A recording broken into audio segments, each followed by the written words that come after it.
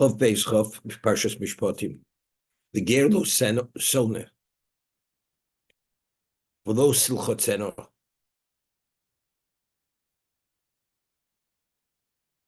You should not aggrieve the ger, the convert. Aggrieving is with words, speaking to him in a way where he feels offended because the way you speak to him. V'lo silchot seno, Rashi says, b'gzel smomon. Not to cause him any financial loss, illegally treating him dishonestly. Although there's a negative commandment to steal, and there's a negative commandment that you're not permitted to grieve any Jew, hurtful words, but with a ger, there's an additional negative commandment: you should not aggrieve him, and you should not victimize him financially. Why? Why is there an additional love? Because you yourselves were strangers in the land, in the land of Egypt. So Rashi says, if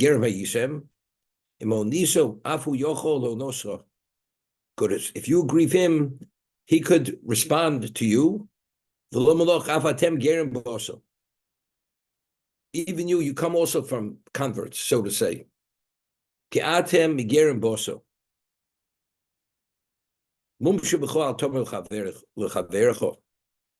The blemish you possess, don't say to your fellow, he possesses and you don't.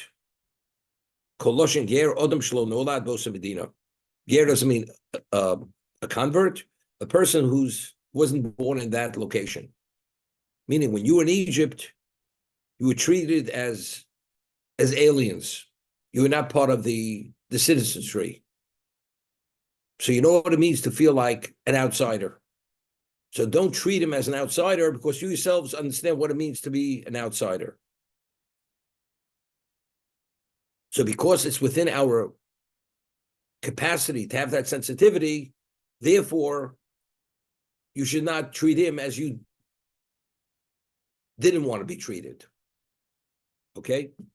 That's seemingly what it's all about. You have an understanding what that means because you, in the past, in your history, you experienced something similar. Therefore, don't treat him as you didn't want to be treated.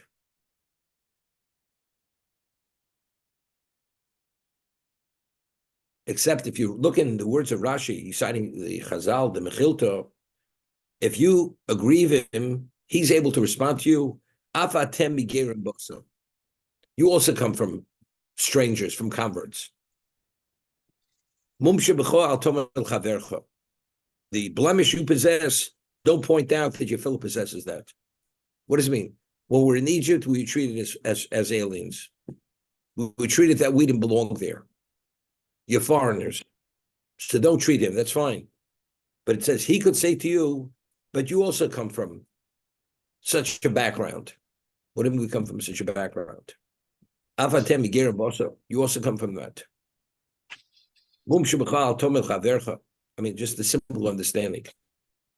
You want to say don't treat them as strangers and mistreat them because you know what it means to feel that way. Okay, that's fine. But Rashi says something more than that. He could say to you, the blemish you possess, don't identify that blemish with your fellow, because you have that same blemish.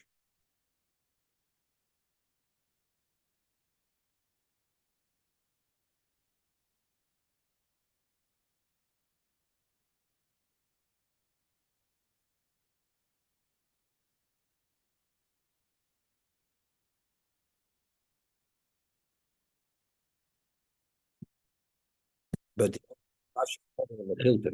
he's not saying this himself. I'm reading Ramban. Lohushru kol hager bavor Yosem ger beretz Yisraelim. Vein tam shi muftochem leolam bavor kein pirush rashku tam lo sonoso. This is the reason. This is explained why you should not aggrieve him. Yazish lo tono osem honos dvarim shim honiso afu yocho lo noso. As you aggrieve him, he could respond. He could respond So it's not because you should be sensitive. He could you also come from Gerim. What do you mean we come from Gerim? I mean, what does that mean? I mean, the Jews that left Egypt were original Jews. If a person of his background were converts is one thing, but you also come from converts. We don't come from converts. The person is original Jew. But he could say, as yours, agree with me because I'm a Ger, I'm a newcomer. You people also newcomers because you come from a similar background.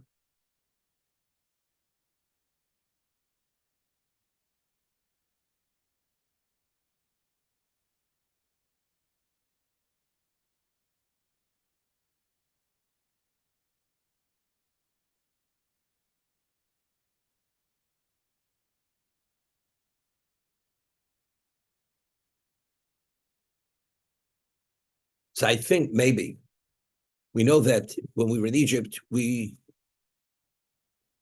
spiritually speaking, we fell to the lowest level in existence that we nearly were at the brink of oblivion, spiritual oblivion. We reached the Memte Shari Tuma.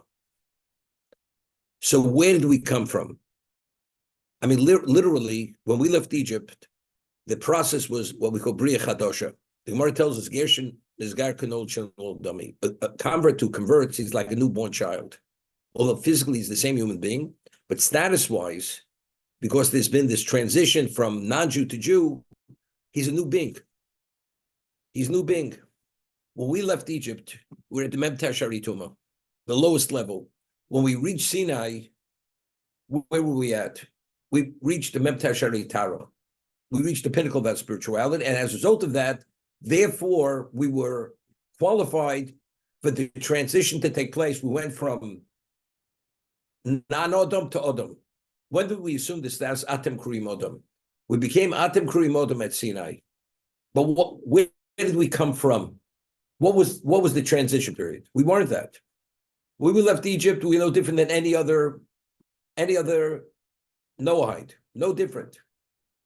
Maybe in a certain degree, even in a worse situation. Not worse than the Egyptian, but no worse than any other Noahide. We remember Teshari Tuma. There was this evolvement. We evolved into a new being. But what is our background? The same metamorphosis which took place by the Goy to become a Jew, we were there ourselves. You're pointing out that I'm a Ger. Today I'm a Jew. A Jew is recognized, a Ger, a convert is recognized as a full-fledged Jew. But why are you aggrieving me? Because of my background, where I come from. I'm not an original. But factually, the Jews themselves, because of what happened in Egypt, we weren't original either. We had to evolve to become the Odom.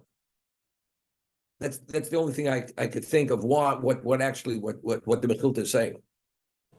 I might, I don't know, are you still recording, Robert? If you want to turn off the recording.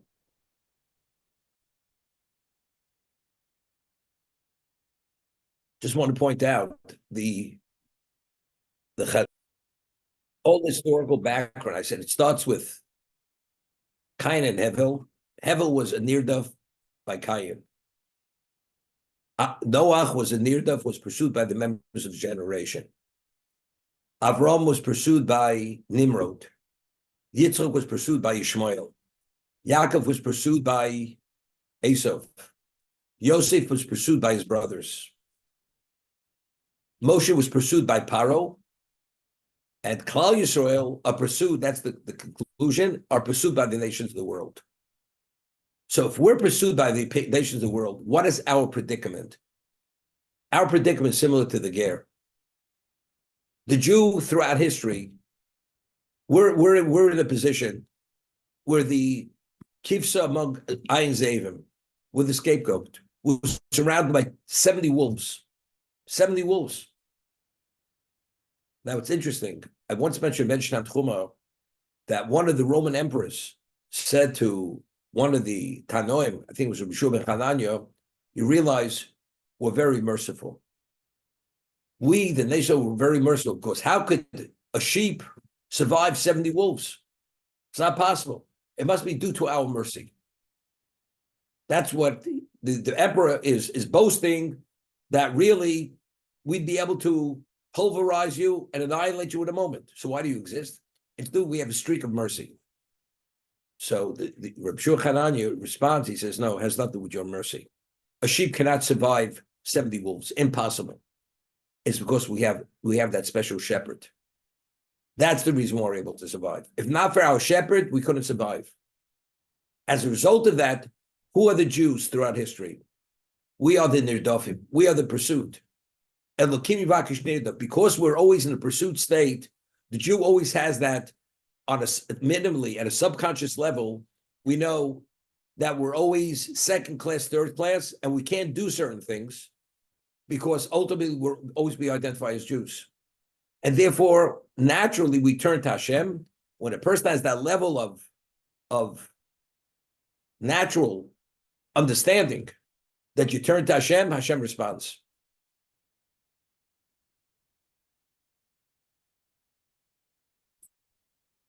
You're not permitted to have designs on your fellow's property, on his wife, on his animal, whatever it is. So the classic case of Lo Sachman is a person has a piece of property, and you put him in the position that you force him to sell it to you. You pay him. You pay market value. This is the Rambam, but you put such pressure on him that he has no choice but to what? But to agree to sell it. I mean, the classical cases in the Gemara, you take a person, hang him on a tree, and say, either you sign the document or you don't come off the tree, and I will pay you market price. The man says, but it's not for sale. I'm not interested in selling my property. But if you do it and he signs and he says, yes, I agree, even though it's not the best way to get the consent, but legally, financially, it's a valid transfer of ownership. But even though it's maybe a valid transfer of ownership, you're in violation of the mode. Because what brought the person to such a level that he put the person in that position that he had no choice but to say yes?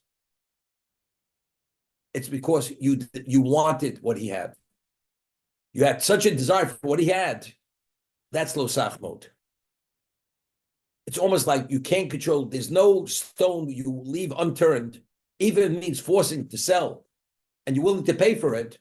But nevertheless, the man really did it. It's only with such a level of coercion, he had no choice but to say yes. But he said yes, so it's a valid transfer. You're in violation of Lusaf mode.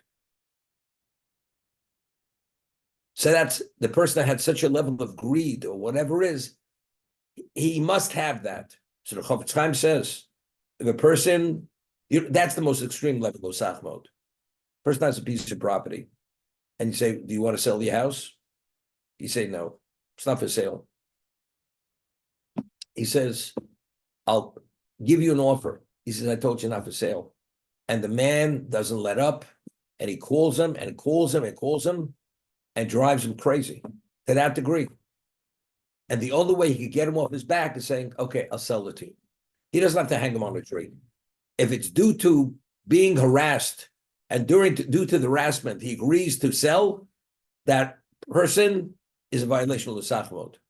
It's the Chofetz Chaim in the Avos Chesed. So putting a person in a predicament that it's like an untenable situation, and only because of that he agrees, that's the Sachmod. So a person of that, people naturally, anybody, I'll give you an example. If you ever read the book, there was a book written about when the Jews came from Eastern Europe to the United States. Even the Jews who were here, who came from German descent, who were not observant, they already became Reform. They saw the Jews as foreigners. And they did not lift a finger to help them, because you people are foreigners. You're a different ilk Jew. And they didn't even see them, didn't relate to them as their brothers. What does it mean? And until people, they actually, that's why they came up with the concept of the melting pot. The United States is a melting pot. Everybody just sheds their identity, and once your identity you shed it, everybody coalesces. We're Americans. We're no longer Germans. We're no longer Havdil, this. We're Americans. A new label. So if you're a label, nobody's seen as a foreigner. Everybody's seen as one. That was the whole concept of becoming an Americanizing. Rebbe, is it the harassing or that he put him in a predicament in a situation like that? Which Let's say one? he says to him, The Chofetz Chaim? yeah, I'm going to give you an offer, a one-time offer, either take it or leave it. And he gives him an offer that, and the person said initially he's not interested. Then he gives him an offer which is ridiculous. And then he's still in a predicament. On one hand, he really doesn't want to sell his home. On the other hand, it's an opportunity that's not going to come along once again. So is that also Lo Tachmod? It's bordering on it. It's bordering on it. Mm-hmm. It's not, So it's not full-blown Lo Chsachmod. It's only when the person is put in a predicament where he can't deal with it's due to the pressure he's agreeable. I mean, there it's because the buyer wants it's a one-time offer. No offer will present itself again. Mm-hmm. Okay. Kol almana v'ger lo sanun. A widow and an orphan you should not afflict. Im anasana also, and if you do afflict him, ki im tzorok yotzek elai. If he should cry out to me, shema eshma tzakoso, I will listen to his outcry. Now, Ernie, he addresses your question. What do we have to say that? What do we have to speak about specifically the widow and the orphan? This negative command refers to any person. The Torah is speaking about the reality of how this manifests itself. Because the people who don't have, they're weakened. The Dover Motze Lanosam, and therefore, because they're easily victimized, because of their persona of being a widow, being helpless, people unfortunately naturally take advantage of people who can't stand up for themselves. And the widow is that mindset. The orphan is that mindset that he's not able, because of his predicament being an orphan or the widow, she feels actually vulnerable, and you take advantage of that vulnerability. Im anasano so hareza mikro kotzer gozav lo pir shonso afkan im anasano so loshin gizum kom sof chalito l'shaloch. Ultimately, if you do, you're going to get yours. Why? Kim someone yitzaked, because he will cry out to me. If the person doesn't cry out to me, I mean, you did the wrong thing. But because they are in an emotional, very delicate, fragile state, they will call out, and when they call out, I will respond. V'chora api, my wrath will come about. V'rakti eschem b'chorav, I will kill you by the sword. Your wives will be widows, and your children will be orphans. So Rashi over here explains, it's understood. If the women are widows, the children are orphans. What does there have to say? And the children are orphans. The answer is they'll be taken into captivity. It'll go to war, and we're going to speak about MIA, missing in action. So the woman cannot remarry. Why can't she remarry? Because it hasn't been clarified or defined definitely that she's a widow. So it's called a living widow, and the children are not able to go and divide the estate, because until it's been confirmed that their father died, they can't take over the estate. So we're speaking about their predicament is like widows and orphans, even though in reality they're not. So it's a worse situation than being a widow and an orphan. She has the predicament of a widow, they have the predicament of the orphans, even though they're not, because it hasn't been determined that they were killed or they died. Therefore, as a result of that, that's going to be the God Hashem's response. You won't even have the benefit of a widow and a orphan. A widow could remarry. An orphan has a right to take the inheritance. Here, even that you're not going to have. That's going to be the Hashem's reaction. I was thinking, the Torah says, "V'rakti eschem bechorev." V'rakti eschem. What do we have to speak about bechorev? We find by Bilam, the Torah goes out of its way during the Melchemes Midyan, the war with Midyan, Bilam came to collect his fee for the 40,000 Jews who died in the plague with the Balpor. And he was killed in that battle. And the Torah goes out of its way. He was killed Bechorev. So Rashi over there cites Chazal. Why does Torah tell us how he was killed? He was killed because just as when he came upon us, he came upon us with his mouth, which is the profile of the Jew, because Akol Kol Yaakov, rather than with the sword, because the sword is the profile of the non-Jew, Al Charbcha Tichya. So just as he took our persona, our craft, which is the mouth, the power of speech, he came upon us rather than the sword. We took his craft, which is the sword, and that's how he was killed. We treated him as he took something wasn't his. We took something which is not ours, because al charbcha tichya is not the profile of a Jew. Hashem says, a Jew has a certain capacity for sensitivity, which nobody in the world has that level of sensitivity. We are rachmonim by Shem gomni chasodim. We are naturally merciful. We have conscience, and we do acts of chesed. At a level, no person in the world has that level, has that capacity, that sensitivity. So how do you mistreat the almana? How do you mistreat the ger? How do you mistreat the orphan? The answer is that level of insensitivity, you're actually displaying the characteristic of a non-Jew. Therefore, Hashem says, for that, when my wrath will be released, I'll kill you with the sword. That's the midah keneged midah. As even Hashem is avarachmim, here there's no rachmim. V'chora api, this is no rachmim. And when there's no rachmim, it's cherev. Why cherev? Because this is measure for measure.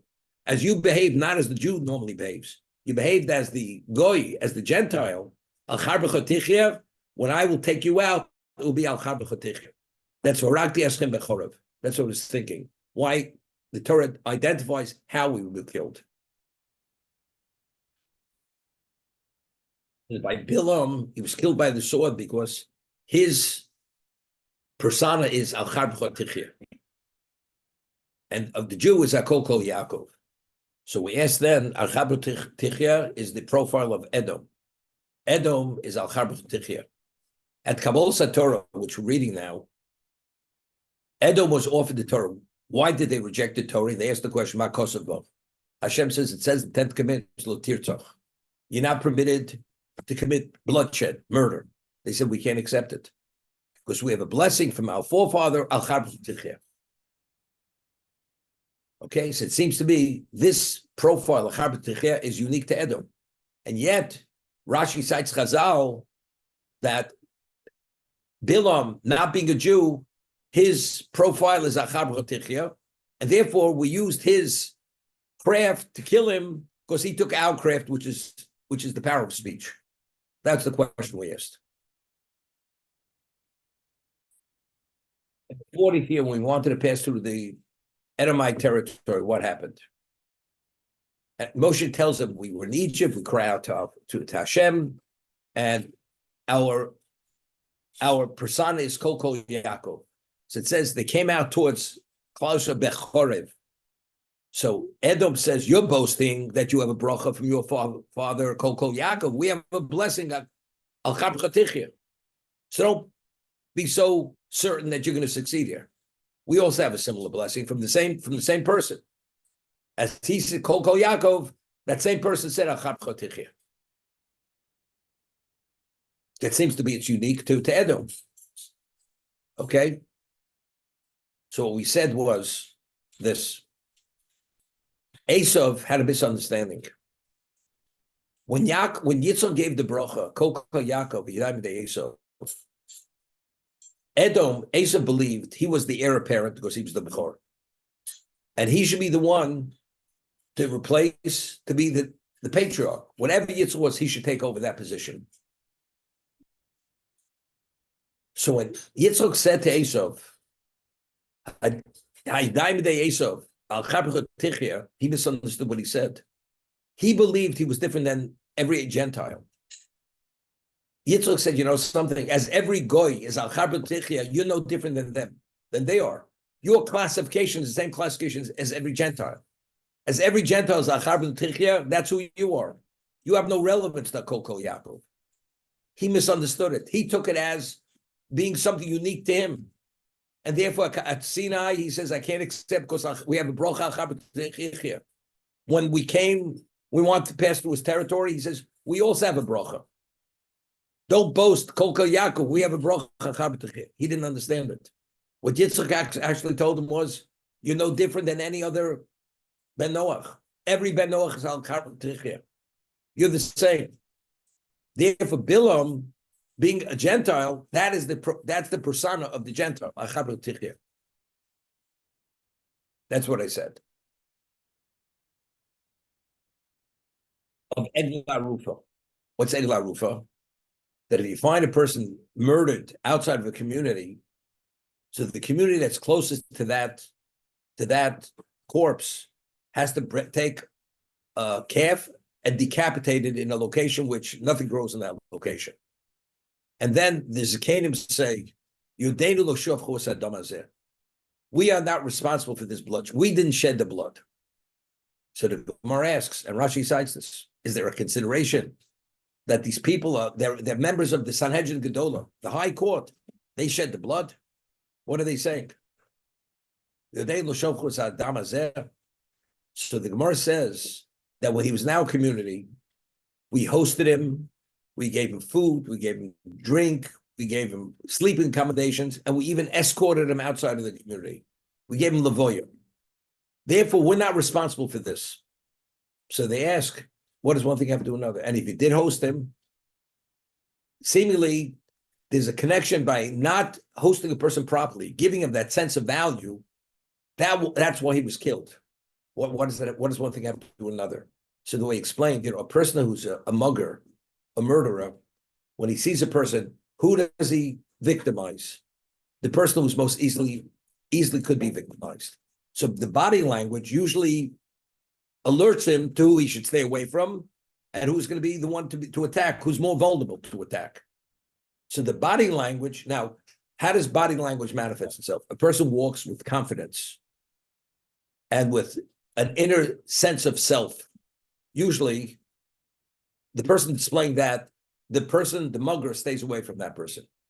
He picks on a person who he has a sense is more helpless, that he could actually more easily victimize that person. So what they're saying is this: we treated him like a special person. We fed him, we gave him to eat, we even escorted him outside the community, as if he's a VIP. A person who has that sense of self, when he walks, his body language doesn't display any level of weakness. So he was killed because the murderer happened to kill him. But it's not due that we made him feel less than anything else. We gave him every sense of reason why he should feel special.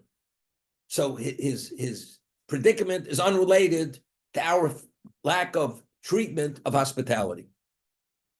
A person who's a widow, an orphan, years ago, if you ever take picture in the pictures from pre-Holocaust, and they said, how did you identify an orphan?